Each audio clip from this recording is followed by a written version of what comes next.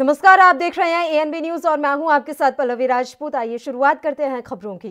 प्रधानमंत्री नरेंद्र मोदी शनिवार को असम के बाद पश्चिम बंगाल पहुंचे। पीएम मोदी यहां नेताजी सुभाष चंद्र बोस की 125वीं जयंती के अवसर पर आयोजित होने वाले 2 कार्यक्रमों में हिस्सा लेने पहुंचे। इस दौरान प्रधानमंत्री मोदी ने कहा कि आज हर भारतीय अपने दिल पर हाथ रखे, नेताजी सुभाष को महसूस करे तो उसे फिर ये सवाल सुनाई देगा। साथ ही कहा कि क्या मेरा एक काम कर सकते हो? ये काम, ये काज, ये लक्ष्य आज भारत को आत्मनिर्भर बनाने का है। देश का जन जन, देश का हर क्षेत्र, देश का हर व्यक्ति इससे जुड़ा है। नेताजी ने कहा था कि आजाद भारत के सपने में कभी भरोसा मत खोइए। दुनिया में ऐसी कोई ताकत नहीं है जो भारत को बांध कर रख सके। वाकई में दुनिया में ऐसी कोई ताकत नहीं है जो 130 करोड़ देशवासियों को अपने भारत को आत्मनिर्भर भारत बनाने से रोक सके।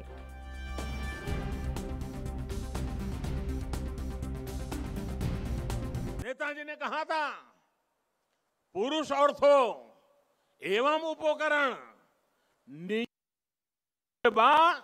स्वाधीनता आनते पारे ना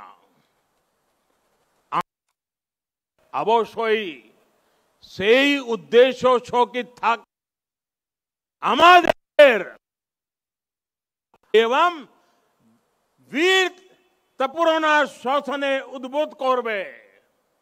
यानी हमारे पास वो उद्देश्य और शक्ति होनी चाहिए जो हमें साहस और वीरतापूर्ण शासन करने।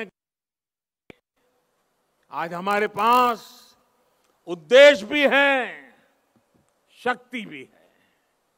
आत्मनिर्भर भारत का हमारा लक्ष्य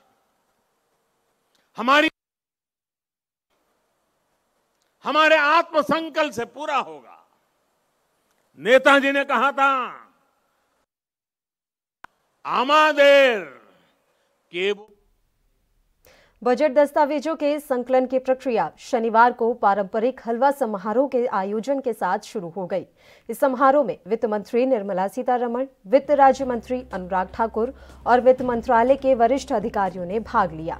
कोरोना महामारी के चलते इस बार हमेशा की तरह बजट दस्तावेजों की छपाई नहीं होगी। इसके बजाय इस बार सांसदों को बजट दस्तावेज डिजिटल रूप में दिए जाएंगे। इससे पहले हर साल हलवा समारोह के आयोजन से बजट दस्तावेजों का प्रकाशन शुरू होता था।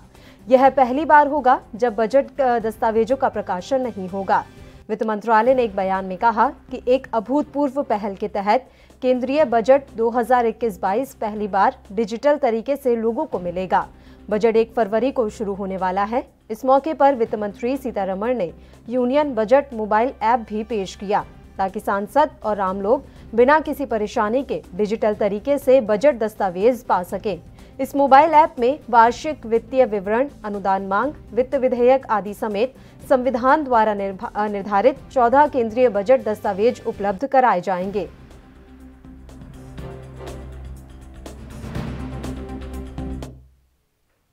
गणतंत्र दिवस के मौके पर राजधानी दिल्ली समेत आसपास के इलाकों में सुरक्षा व्यवस्था सख्त की जा रही है। वहीं दिल्ली से सटे नोएडा में भी सुरक्षा व्यवस्था को लेकर अहम फैसला लिया गया है। गणतंत्र दिवस को देखते हुए नोएडा में 31 जनवरी तक धारा 144 लागू की गई है। नोएडा पुलिस ने कहा कि गणतंत्र दिवस के मद्देनजर 31 जनवरी तक नोएडा में धारा 144 लगाई गई है। लोगों को बिना इजाजत किसी भी तरह का जुलूस या प्रदर्शन करने की इजाजत नहीं होगी। अतिरिक्त डीसीपी आशुतोष द्विवेदी ने कहा कि लोगों को निजी ड्रोन उड़ाना, सार्वजनिक स्थल पर ड्रिंक करना, ट्रैफिक जाम और हथियार रखने की भी अनुमति नहीं होगी। इसके अलावा पुलिस ने शादी या अन्य समारोह में हर्ष फायरिंग पर भी पाबंदी लगाई है। पुलिस ने ये भी कहा कि ऐसे ऑडियो या वीडियो भी ना चलाए जाएं जिससे तनाव की स्थिति पैदा हो। साथ ही किसी को भी बिना इजाजत के भूख हड़ताल भी करने नहीं दिया जाएगा। इसके अलावा कोई भी सड़क पर डंडा, रॉड या हथियार लेकर नहीं घूम सकता। सिर्फ दिव्यांग को डंडा रखने की इजाजत होगी। धारा 144 का उल्लंघन करने वाले शख्स पर धारा 188 के तहत मुकदमा चलाया जाएगा।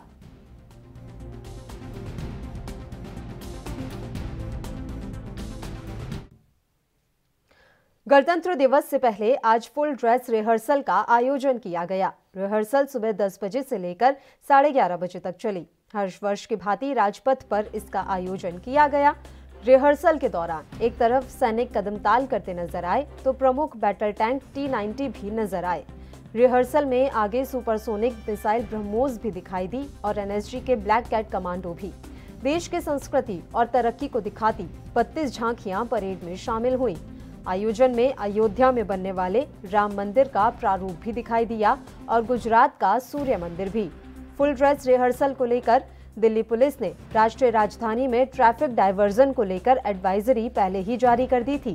पुलिस ने कुछ रास्तों पर लोगों को वैकल्पिक मार्ग अपनाने का भी सुझाव दिया था।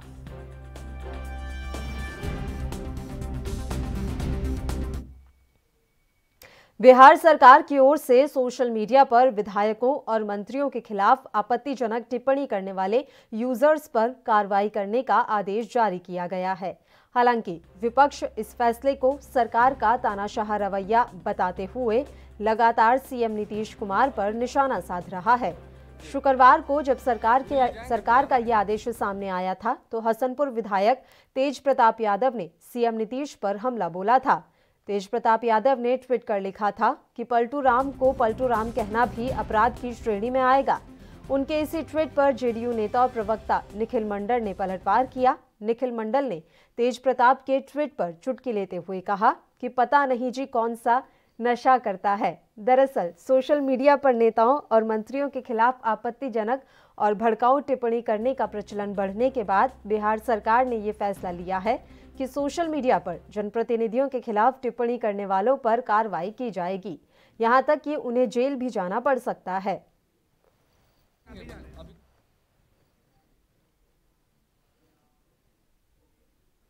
पंजाब सरकार ने निर्माण क्षेत्र में लगे श्रमिकों को बड़ी राहत दी है। दरअसल सरकार ने अगले वित्त वर्ष अप्रैल 2021 से उनकी बेटियों की शादी में मिलने वाली शगुन की राशि में 20,000 रुपए की बढ़ोतरी का फैसला किया है। बता दें कि पंजाब में पहले बेटी की शादी के लिए 31,000 रुपए दिए जाते थे, जो अगले वित्त वर्ष में बढ़कर 51,000 रुपए हो जाएंगे। साथ ही निर्माण क्षेत्र के जो श्रमिक कोरोना पॉजिटिव आए हैं उन्हें 1,500 रुपए की वित्तीय सहायता भी दी जाएगी। यह फैसला मुख्यमंत्री कैप्टन अमरिंदर सिंह की अध्यक्षता में ली गई बैठक में लिया गया है।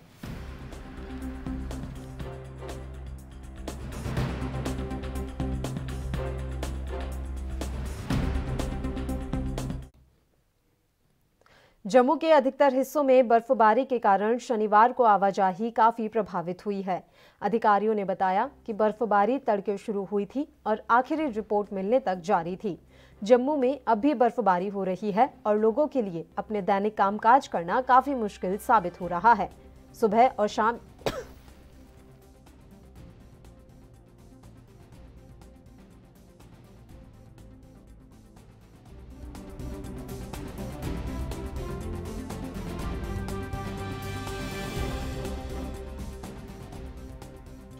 सुबह और शाम के समय ठंड का जोर जारी है। जम्मू में दिन का अधिकतम तापमान सामान्य से थोड़ा चढ़कर 17 और बीती रात का न्यूनतम तापमान 7.5 डिग्री सेल्सियस दर्ज किया गया। जम्मू संभाग के कई जिलों में दिन के तापमान में सुधार हुआ है। श्रीनगर की डल झील के अलावा घाटी के अन्य जलस्थल जमे हुए हैं। सभी जिलों में रात्रि में हड्डियां जमा देने वाली ठंड पड़ रही है। श्रीनगर में दिन का तापमान 6.2 डिग्री सेल्सियस दर्ज किया गया। कारगिल में रात के साथ दिन के तापमान में गिरावट दर्ज की गई है। इस पर्वतीय क्षेत्र में कई इलाकों में पाइपों में पानी जम जाने से पेयजल आपूर्ति प्रभावित है।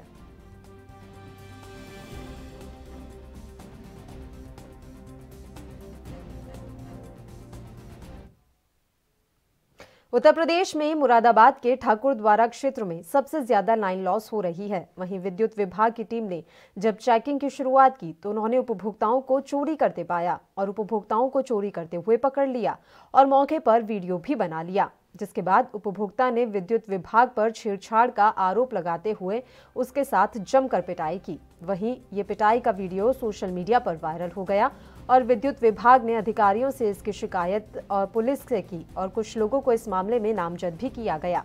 पुलिस ने बताया कि 3 नामजद और वीडियो में दिख रहे 2 अन्य आरोपियों की गिरफ्तारी कर ली है। साथ ही पुलिस अधिकारी ने जानकारी देते हुए बताया कि वीडियो में दिख रहे अन्य लोगों की भी गिरफ्तारी की जाएगी, जो लोग वित्त विभाग की टीम के साथ मारपीट कर रहे हैं।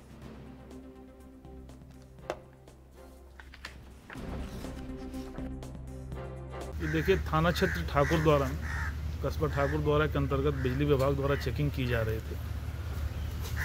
कुछ लोगों के द्वारा चेकिंग टीम के ऊपर हमला किया गया। इस संबंध में सुसंगत धाराओं में अभियोग पंजीकृत किया जा चुका है और नामजद 3 और साथ साथ जो वीडियो के माध्यम से पहचान हुए हैं उसमें 2, कुल 5 लोगों की गिरफ्तारी हो चुकी है। शेष अन्य जो लोग भी वीडियो में रहेंगे उनके विरुद्ध साक्ष्य संकलित कर नियमानुसार वैधानिक कार्रवाई की जाएगी।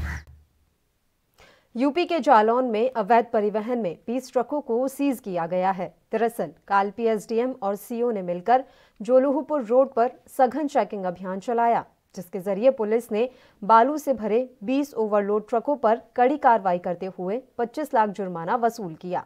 इसके अलावा जालौन एसडीएम गुलाब सिंह ने कोतवाली के सामने जा रहे 4 ट्रकों के कागज न होने पर उनको भी सीज कर कार्रवाई की है।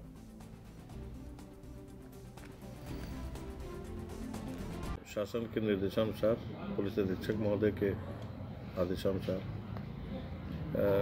अवैध रूप से ओवरलोड गाड़ियां मौरंग की लगभग 15 से 20 गाड़ियां पकड़ी गई हैं विगत 2 दिनों में और इसको जुर्माने हेतु आरटीओ व खनिज विभाग भेजा गया है। गाड़ियां मंडी स्थित।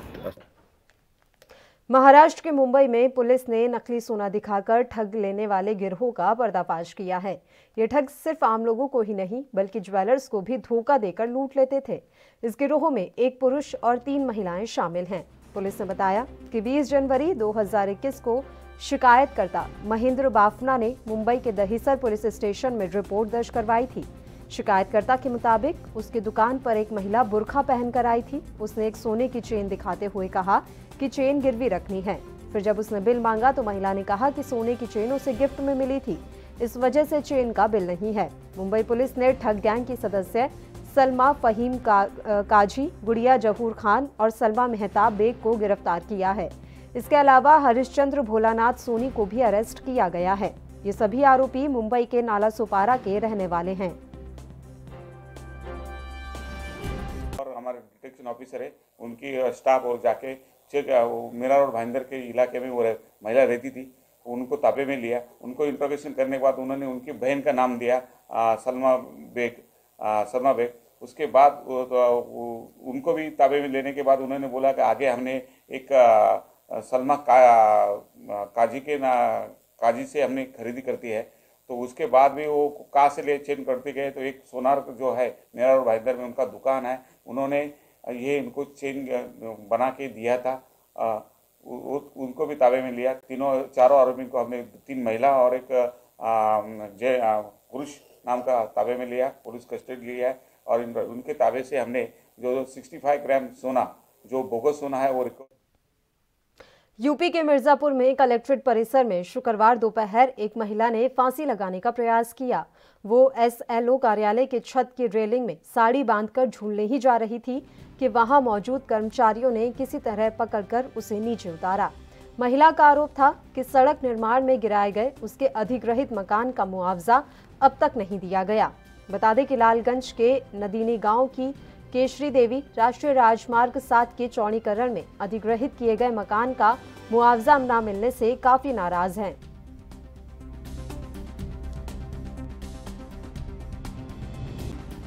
आपका केसरी देवी। केसरी देवी, क्या घटना हुआ? आप कहाँ छत पे चढ़ी थी अभी? आप ऊपर? हम ऐसा है कि हम 3 साल से दौड़ रही हूँ।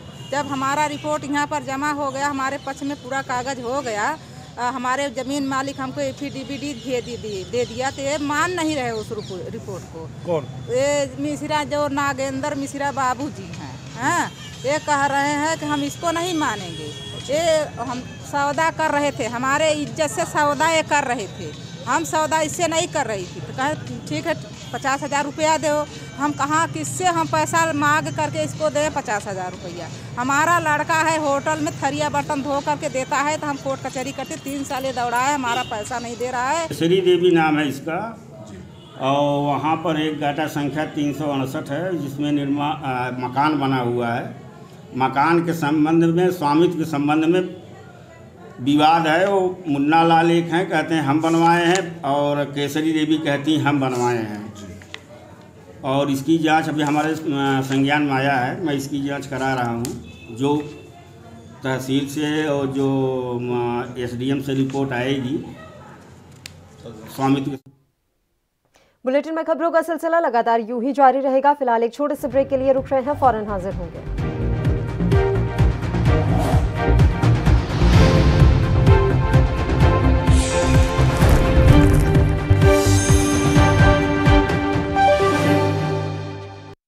क्या आप दुबले पतले कमजोर हैं? आपकी सेहत नहीं बनती, भूख कम लगती है, वजन नहीं बढ़ता?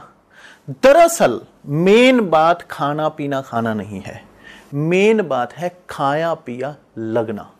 और अगर खाया पिया लगेगा ही नहीं तो सेहत बनेगी कैसे? इसलिए हमारी संस्था सन्यासी आयुर्वेदा ने एक ऐसी दवा बनाई है जो कि आपके पाचन तंत्र को, आपके लीवर सिस्टम को ठीक करने का काम करती है, ताकि आप जो भी खाएं उसका पूरे का पूरा निचोड़ आपके शरीर को लगे, आपकी भूख बढ़े, खाया पिया सही से लगे, नया खून बने, हड्डियों में जान आए, वजन बढ़े, ताकत बढ़े, चेहरे पर नूर आए और आप मोटे तगड़े खूबसूरत पर्सनैलिटी के मालिक बन जाएं। यह दवा पूरी तरह से आयुर्वेदिक होती है। इसका शरीर पर कोई भी साइड इफेक्ट, कोई भी नुकसान या दुष्प्रभाव नहीं होता। लड़के लड़कियां दोनों इसका इस्तेमाल कर सकते हैं और पहले 15 दिन के अंदर ही आपको इसका असर महसूस हो जाएगा। सिर्फ 650 रुपए की पूरे 1 महीने की दवा होती है और आप इसे घर बैठे 011 45 45 45 45 पर फोन करके दवा मंगवा सकते हैं।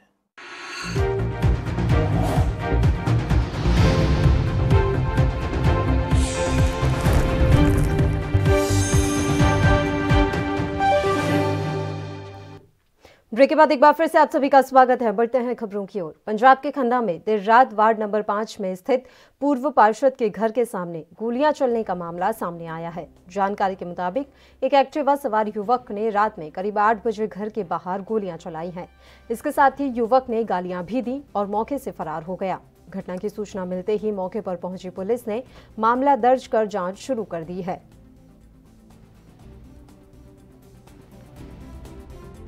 फिर उन्हें गालां कड्डियां, फिर 3 फायर किए, असीं आने उपर भज गए सीगे।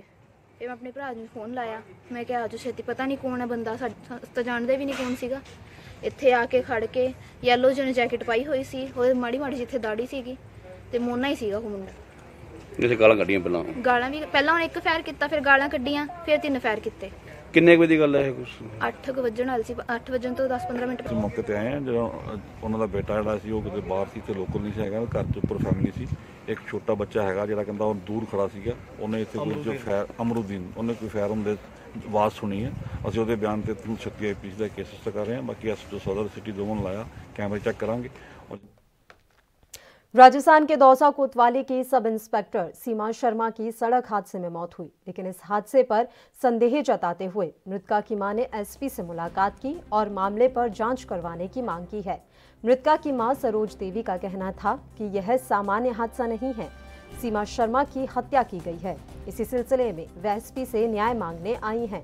उन्होंने बताया कि सीमा के हाईवे पर जाने का कोई कारण नहीं था, सड़क पार करने का भी कोई औचित्य नहीं था। लेकिन मुझे नहीं लग रहा कि वो नॉर्मल एक्सीडेंट है। मेरी बेटी की हत्या की गई है और मुझे उसके लिए न्याय चाहिए और मैं एसपी ऑफिस में न्याय मांगने के लिए आई हूँ। आपको ऐसा क्यों लगता है, क्या आधार है इसका सोचने का, ऐसा मानने का? उसके साथ ऐसा कुछ नहीं था कि वो इधर आए, उसके पास कारण नहीं था यहाँ। कोई कारण ऐसा नहीं है कि वो इस साइड आए, क्योंकि क्लियर भी उसका उधर है, ये भी उधर है। वो अब मुझे इस चीज़ की संतुष्टि नहीं हो रही, वो किससे मिलने आई थी, क्यों आई थी और कैसे ये हुआ, इतनी बेवकूफ़। उत्तर प्रदेश की राजधानी लखनऊ में शनिवार को कृषि कानूनों के खिलाफ किसान हल्ला बोल रहे हैं। आज 300 ट्रैक्टरों के साथ किसान राजभवन पहुंचे और कृषि कानूनों को रद्द करने की मांग पुरजोर तरीके से रखी गई। फिलहाल किसान सुल्तानपुर रोड पर गोसाईगंज के निकट कासिमपुर बिरहुआ गांव में है। मोदी सरकार के कृषि कानूनों को लेकर एक तरफ किसानों ने दिल्ली की सीमाओं को घेरा हुआ है, तो वहीं आज लखनऊ में भारतीय किसान यूनियन बड़ा मार्च निकालने की तैयारी में नजर आए। भारतीय किसान यूनियन की 3 कृषि बिलों की वापसी, एमएसपी को कानूनी गारंटी देने समेत विभिन्न मांगे हैं। वहीं बात मध्य प्रदेश की कर लेते हैं। मध्य प्रदेश के मुख्यमंत्री शिवराज सिंह चौहान ने कहा कि नेताजी सुभाष चंद्र बोस के चरणों में हम प्रणाम करते हैं। उनके पराक्रम से अंग्रेज भारत छोड़ने को विवश हो गए। मध्य प्रदेश सरकार समाज और प्रदेश की सेवा के लिए उत्कृष्ट कार्य करने वाले 5 विद्यार्थियों को नेताजी सुभाष चंद्र बोस पराक्रम से पुरस्कार से सम्मानित करेगी। इसके साथ ही उन्होंने कहा कि कांग्रेस को जनता के सुख दुख से कोई लेना देना नहीं है। इनके नेता तो केवल अपने पदों और हितों की रक्षा में ही अपनी समस्त ऊर्जा नष्ट कर रहे हैं। एक परिवार की गुलामी में जकड़ी कांग्रेस केवल सेवा का नाटक करती है। तुम मुझे खून दो, मैं तुम्हें आजादी दूंगा के मंत्र को उद्घोष कर जिन्होंने भारत माता के पैरों से परतंत्रता की बेड़ियां काटने के लिए देश में नहीं विदेश में जाके आजाद हिंद फौज का गठन किया और जिनके पराक्रम के कारण ही अंग्रेज विवश हुए भारत छोड़ने के लिए ऐसे। राजस्थान में विधानसभा चुनाव में अभी 3 साल बचे हैं, लेकिन बीजेपी ने घर संभालने की कवायद शुरू कर दी है। शुक्रवार की रात राजस्थान के लिए बीजेपी की कोर टीम की घोषणा की गई। सोमवार को इसकी पहली बैठक हो सकती है। बीजेपी महासचिव और राजस्थान के प्रभारी अरुण सिंह शनिवार से जयपुर के दौरे पर हैं, जबकि सह प्रभारी भारतीबेन श्याल रविवार को जयपुर पहुंचेंगी। लंबे अरसे के बाद गुटों में बटे बीजेपी के नेता एक साथ बैठेंगे। वसुंधरा राजे भी कोर कमेटी की मीटिंग के लिए धौलपुर से जयपुर आएंगी। बता दें कि बीजेपी ने सतीश पूनिया और वसुंधरा राजे जैसे नेताओं को एक मंच पर लाने के लिए कोर कमेटी बनाई है। कोर टीम की मीटिंग में मामला नहीं बिगड़े, इसके लिए पार्टी के महामंत्री भूपेंद्र यादव और राज्यसभा सांसद ओम माथुर जैसे बड़े नेताओं को भी टीम में जगह दी गई है। कोर टीम की घोषणा के बाद वसुंधरा समर्थकों में भारी उत्साह है। उन्हें लग रहा है कि वसुंधरा राजे बीजेपी की राजनीति की मुख्य धारा में वापस लौटेंगी।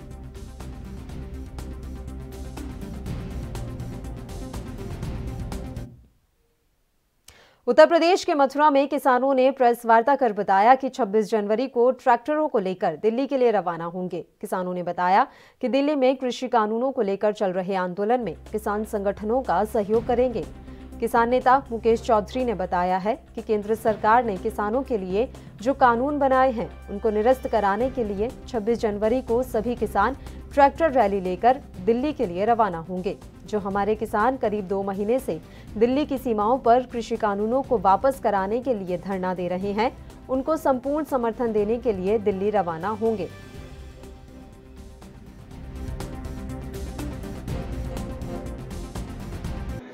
मोदी जी सरकार ने जो कृषि कानून जो बनाए हैं 3, उनके विरोध में, क्योंकि वो किसान विरोधी बिल हैं, और उसके विरोध में हम लोगों ने यहाँ प्रेस कॉन्फ्रेंस आयोजित की है, जिसमें 26 जनवरी को हम दिल्ली कूच करने का काम करेंगे।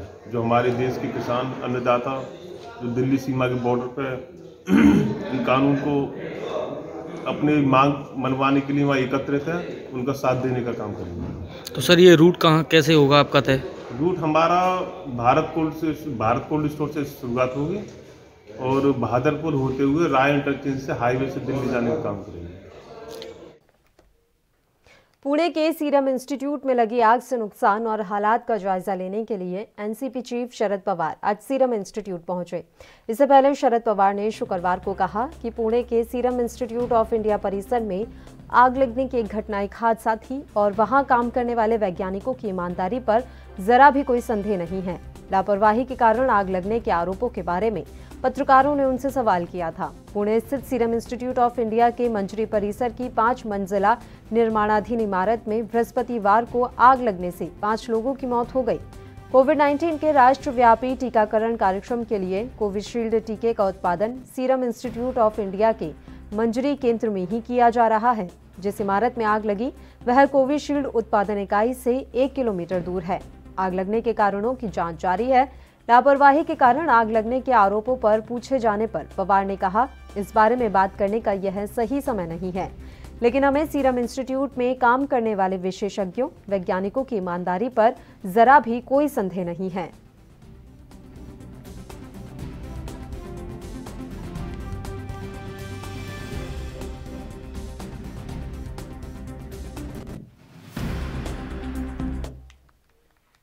और इसी के साथ इस बुलेटिन में फिलहाल के लिए इतना ही। मुझे दीजिए इजाजत। देश प्रदेश की तमाम ताज़ा खबरों के लिए आप बने रहिए हमारे साथ। नमस्कार।